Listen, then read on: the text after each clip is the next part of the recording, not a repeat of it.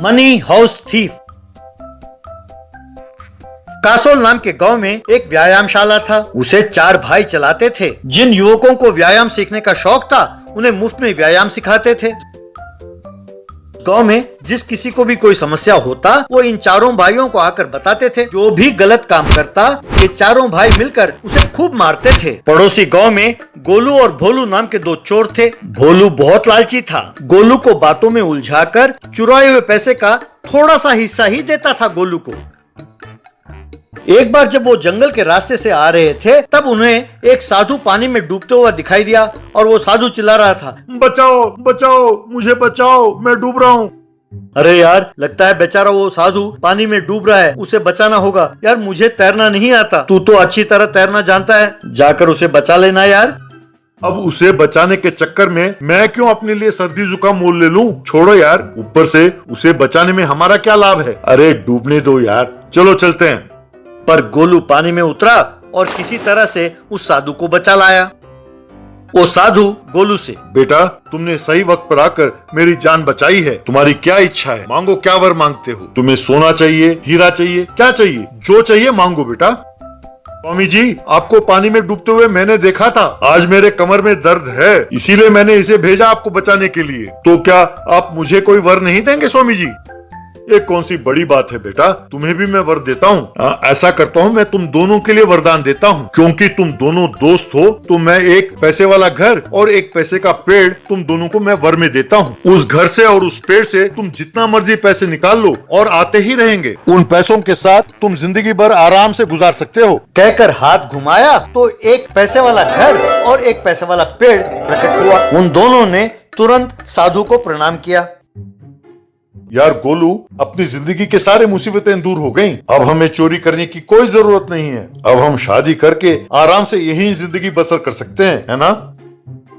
उस दिन रात को दोनों ने खाना खाया और सो गए।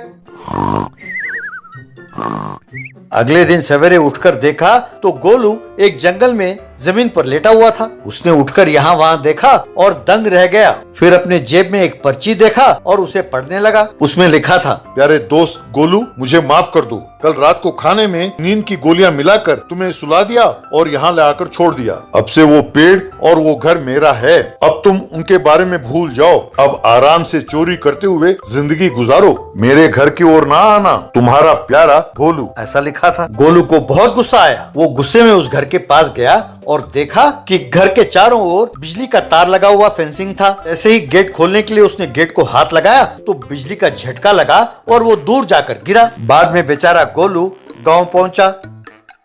गांव में व्यायामशाला के पास वो चारों भाई एक आदमी को पकड़कर खूब मार रहे थे। क्यों रे, इतने बार कहा है कि दूध में पानी ना मिलाया करो। तुम जानते हो ना कि इस गांव में अन्याय होते हुए हम सह नहीं सकते। कहकर उसे और मारने लगे। बाद में गोलू ने जाकर उन्हें प्रणाम किया। हुजूर, मैं जान गया हूँ कि आप इस गांव की भलाई के लिए काम करते हैं। इस गांव को सुधारने के लिए कितने पैसे खर्च करने होंगे आपको? यहाँ ना अस्पताल है, ना स्कूल है, बहुत सारे काम करने बाकी हैं। 100 करोड़ खर्च करो तो भी कम है। पर ये सब तुम क्यों पूछ रहे हो? तुम्हें क्या चाहिए? तब गोलू ने उन्हें अपने साथ जो भी बीता सब बताया। भैया, वो घर आप ले लो, बस वो पेड़ मुझे दे दो। लेकिन ये काम खतरे का है, क्या आप कर सकेंगे? अरे देख रहे हो ना हमारा शरीर कितना हट्टा कट्टा है। इस गांव की भलाई के लिए अगर हमारी जान भी जाती है तो भी हमें परवाह नहीं है। हम वो घर ले लेंगे और वो पेड़ तुम्हें देंगे, ये हमारा वादा है। बस हमें दिखाओ कि वो पेड़ कहाँ है। यूं वे सब उस घर के पास पहुंचे। उन चारों भाइयों ने एक बड़ा सा पेड़ काटकर उस गेट के ऊपर फेंका। बस शॉर्ट सर्किट होकर वो गेट खुल गया। ये आवाज सुनकर भोलू बाहर आया तो उन चारों भाइयों ने भोलू को पकड़कर खूब मारा। फिर तीनों भाइयों ने उस घर को जमीन से उखाड़कर अपने सिर पर रख लिया। एक भाई ने उस पेड़ को जड़ से उखाड़कर अपने सिर पर रख लिया। यूं वे सब वहां से चल पड़े। यूं एक भाई ने उस पेड़ को लाकर गोलू के घर के सामने रखा। बाकी भाइयों ने उस घर को उठाकर गांव के अंदर ले गए। ये देखकर लोग हैरान हुए। अगले दिन एक भाई, मेरे प्यारे गांव वालों, ये देखिए, इस गोलू के वजह से हमें ये घर मिला है। इस घर के वजह से हमारी गांव की समस्याएं सब दूर हो जाएंगी। इसके लिए हम गोलू के आभारी हैं। कहकर गोलू को हार पहनाया। तब लोगों ने खुश होकर ताली बजाई।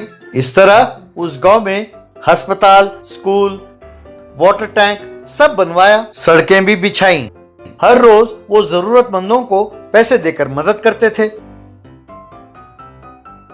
गोलू अपने घर के बाहर उग रहे पेड़ पर से पैसे तोड़कर आराम से जिंदगी बसर करने लगा। Magical flying bird. एक गांव में एक जड़ी बूटियों की दुकान थी। वहां रामैया नाम का एक व्यक्ति उन जड़ी बूटियों से लोगों का इलाज करता रहता था। उसका बेटा निरंजन बाप से वैद्य का काम सीख रहा था। कुछ समय बाद बाप की मृत्यु हुई तो निरंजन ने उस धंधे को संभाल लिया। उस राज्य के महाराज का नाम था राजा रविंद्र वर्मा। वो ठीक से राज्य की परिपालना नहीं करता था और अजीब अजीब कर लगाकर लोगों को तंग करता रहता था। एक बार राजकुमारी बीमार पड़ी और उसने खाट पकड़ लिया। बहुत सारे वैद्य ने आकर जांचा पर कोई सुधार नहीं हुआ। तब महाराज के बुलाने पर निरंजन राजमहल आया।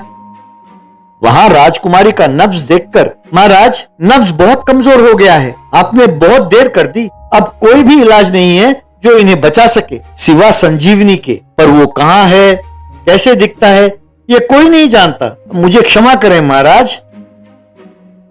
देखो निरंजन, मैं नहीं जानता कि तुम क्या करोगे और कैसे करोगे, पर मेरी बेटी के प्राण तुम्हें ही बचाना होगा। यदि तुमने ऐसा किया तो मैं राजकुमारी का विवाह तुम्हारे साथ कर दूंगा और अपना राज्य तुम्हें दे दूंगा, वरना अभी के अभी तुम्हें फांसी की सजा देता हूँ। निरंजन मानकर वहां से चला गया। जंगल में आकर, हे भगवान, ये कैसी परीक्षा ले रहे हो? मैं उस संजीवनी की बूटी को कहां ढूंढूं और कैसे ढूंढूं? अब फांसी के अलावा और कोई मार्ग नहीं है भगवान। तभी हवा में उड़ता हुआ एक पक्षी नीचे आ गिरा। उसे एक तीर लगा हुआ था। निरंजन ने तुरंत उस पक्षी के पास जाकर उस तीर को निकाला, फिर पास वाले झाड़ियों से कुछ पत्ते तोड़कर उसका रस बनाकर उस पंछी पर मला।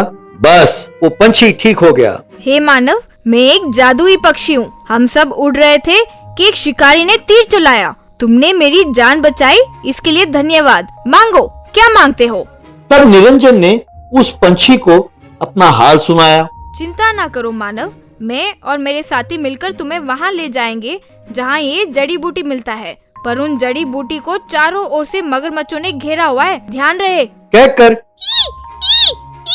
कहकर चिल्लाने लगी। तब बहुत सारे परिंदे वहां उड़ते हुए आए।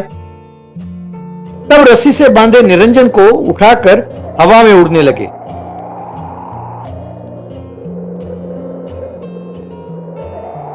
वे इस तरह समंदर, जंगल, नदियां और पहाड़ पार करते हुए उड़ने लगे। अंत में वो एक झील के पास आकर उतरे। वहां देखा तो झील के बीचों बीच एक टापू पर एक बक्सा था। हे मानव, वो देखो, वो बक्से में संजीवनी जड़ी बूटी है। देखा, इतना खतरनाक मगरमच्छ है। तुम इन चिकन के टुकड़ों से उनका ध्यान भटकाओ। कहकर एक चिकन के टुकड़े को उसने प्रकट किया। निरंजन ने चिकन के टुकड़े को लेकर उनको दिखाते हुए आकर्षित करने लगा। उनके पास आते ही उसने उस टुकड़े को दूर फेंका। जब सारे मगरमच्छ पानी से निकलकर चिकन के टुकड़े की ओर बढ़ने लगे, तब निरंजन पानी में कूदकर उस बक्से की ओर तैर कर गया। उस बक्से को लेकर वापस किनारे पहुंचा।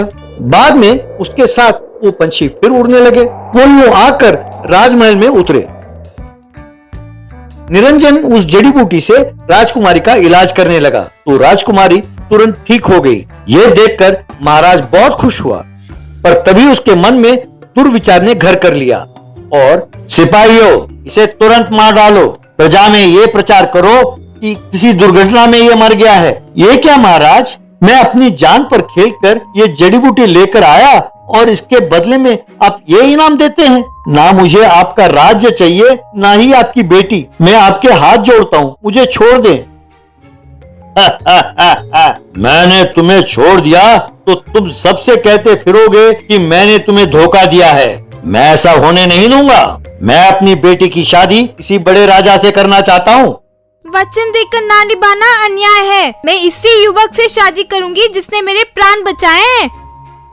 तुम चुप रहो, मैं जानता हूँ कि तुम्हारी शादी किससे करनी है। सिपाहियों, देख क्या रहे हो, इसे मार डालो। तब पक्षी क्रोधित होकर, ए दुष्ट राजा, तुम में एक भी राजा वाले गुण नहीं है। एक तो तुमने वचन नहीं निभाया, ऊपर से जिसने सहायता की उसे ही मार डालना चाहते हो? चुपचाप राजकुमारी की शादी निरंजन के साथ कर दो। आनाकानी की तो हम जादुई पंछी है, तुम्हें उड़ा ले जाएंगे और समुंदर में फेंक देंगे। देखना चाहते हो? महाराज डर कर, ना भाई ना, ऐसा ना करो, मैं वही करूंगा जो तुम कहते हो, अब से कोई गलती नहीं करूंगा। निरंजन, अब से तुम इस राज्य के राजा हो। न्याय और धर्म का पालन करते हुए राज्य का शासन करो। तुम्हें जब भी कोई जरूरत हो तो मुझे बुलाओ। फिर सारे परिंदे हवा में उड़कर चले गए। बाद में उन दोनों की शादी बड़े धूमधाम से हुई। फिर निरंजन राज्य का शासन बड़ी ईमानदारी से करने लगा।